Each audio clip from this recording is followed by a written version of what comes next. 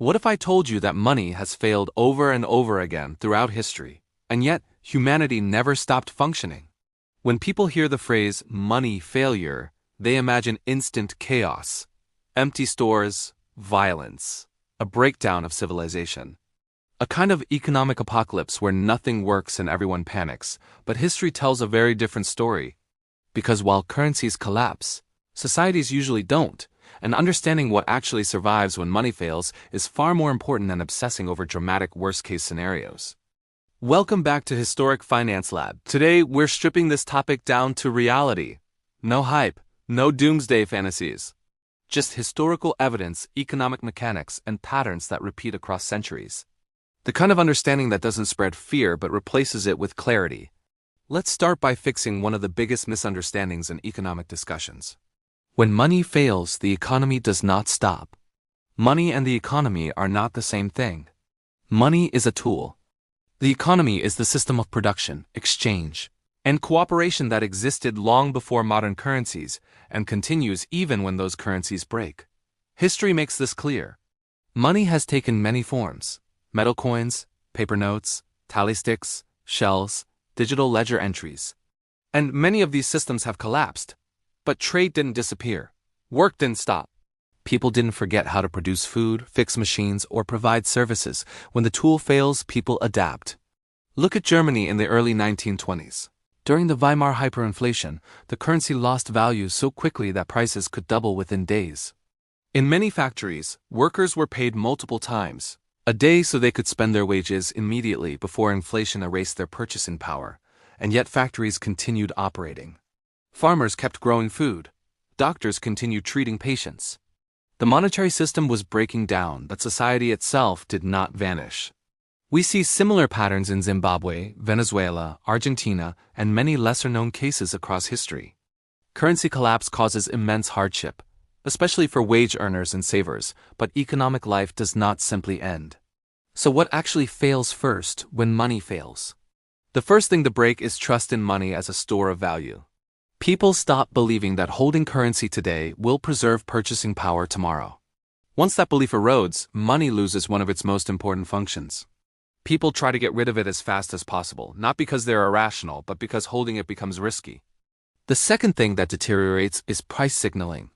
Prices are supposed to communicate information about scarcity and value. But in extreme inflation, prices change too fast to mean anything. A price becomes noise instead of information. Planning becomes difficult. Contracts become unreliable. And the third major casualty is savings. Cash savings, pensions, fixed incomes, and long-term contracts are hit hardest. This isn't theory, it's one of the most consistent outcomes across monetary collapses. But here's what often gets missed. Even when money fails, exchange does not. Humans exchanged value long before modern currencies existed, and they continue doing so when those currencies stop working. But not in the simplistic barter-only way people imagine. Pure barter is inefficient and rare. Instead, people rely on substitutes.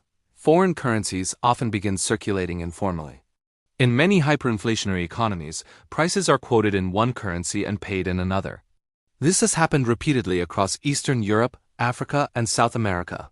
Sometimes commodities become reference points, not always for daily transactions, but as anchors of value. In other cases, digital payment systems, vouchers, or informal credit networks emerge within communities and businesses.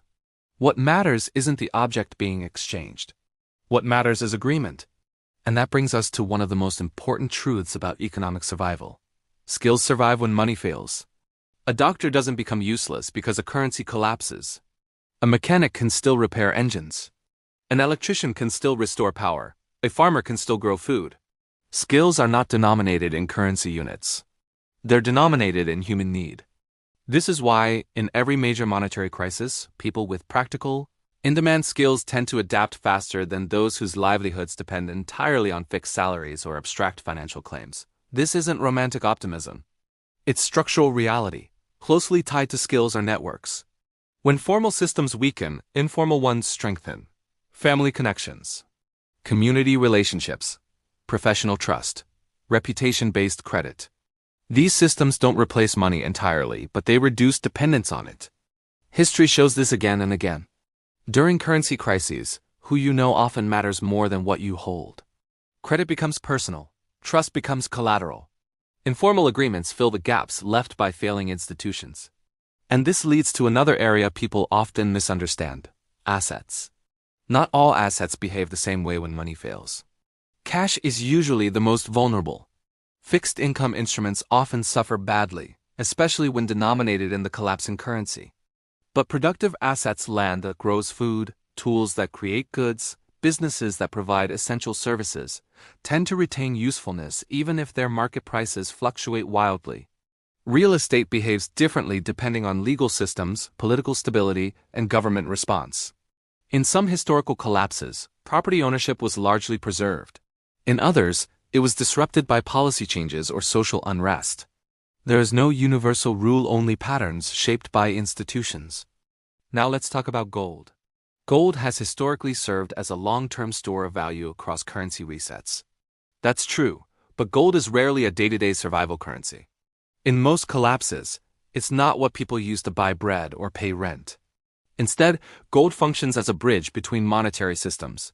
It preserves value before and after transitions, not during routine daily exchange. This distinction matters. Gold doesn't replace money, it outlasts it. Which brings us to a critical point that often gets ignored. Money almost never disappears permanently. What usually happens is a reset. Governments introduce new currencies. They remove zeros. They peg to foreign currencies. They restructure debt. They impose capital controls. Sometimes they default, partially or fully. These processes are messy, political, and unequal, but they are far more common than total economic collapse. History does not support the idea that money fails and nothing replaces it. What changes is who pays the price. Inflation transfers wealth from savers to borrowers. Currency reforms often erase old balances while protecting certain institutions. Policy choices determine who absorbs losses, and those choices are rarely neutral. This is why monetary collapse is not just an economic event, it's a social one. The middle class is often hit hardest. Salaries lag behind prices. Savings evaporate. Fixed contracts become traps. Meanwhile, those with assets, flexibility, and access to alternative systems adapt more quickly. Again, this isn't ideology. It's observed history. So when people ask, what survives when money fails? The honest answer isn't a list of objects to hoard. It's a list of functions. Exchange survives. Skills survive. Networks survive. Production survives. Governance, however imperfect, survives. What fails is the illusion that money itself is value. Money is a claim on value, not value itself.